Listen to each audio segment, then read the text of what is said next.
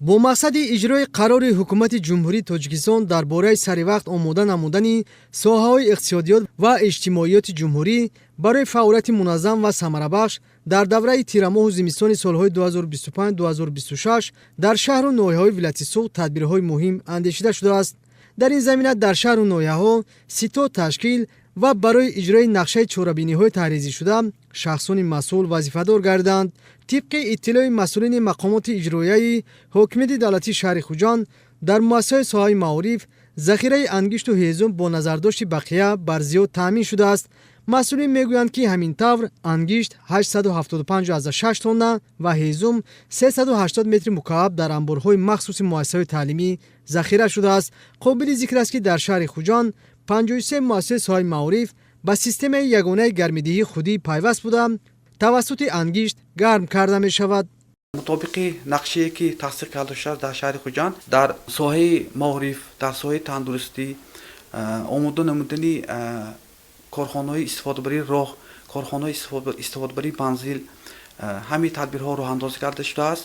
дар соҳаи маориф тибқи нақши тасдиқ гардида захираи ангишт санг ва ҳезум барзиёд иҷро карда шуд.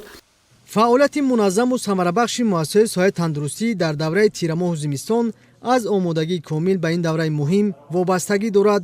ба иттилои масъулини ситоди шаҳрӣ дар муассисаҳои нигаҳдории тандурустӣ 605 тонна ангишт, 7.5 метри мукааб ҳезум захира шуда нақшаи пешбинишуда бар зиёд таъмин шудааст. масъулин мегӯянд, ки баҳри иҷрои тамоми бандҳои нақшачорабиниҳо вобаста ба омодагӣ ба фасли сармо фаъолияти ситод зери таваҷҷӯҳ ва назорат қарор дорад.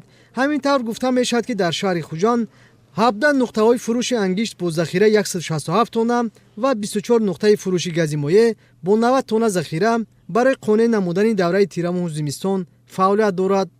ҳамагӣ 65 тонна ангишт ва 75 метри куб ҳезум харидорӣ карда шуда дар анборҳои ин муассисаҳои тандурустӣ оварда захира карда шудаанд, ки ин низ зиёда аз 100% нақшаи пешбинигардиро ташкил медиҳад.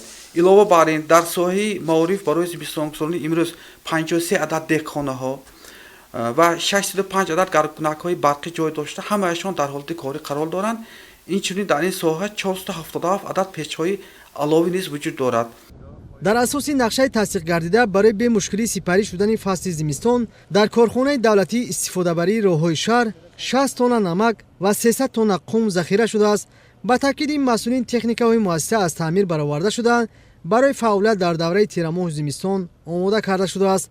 ёдовар мешавем, ки дар тавозуни корхонаи давлатии истифодабарии роҳҳои шаҳр 164,9 километр роҳ қарор дорад.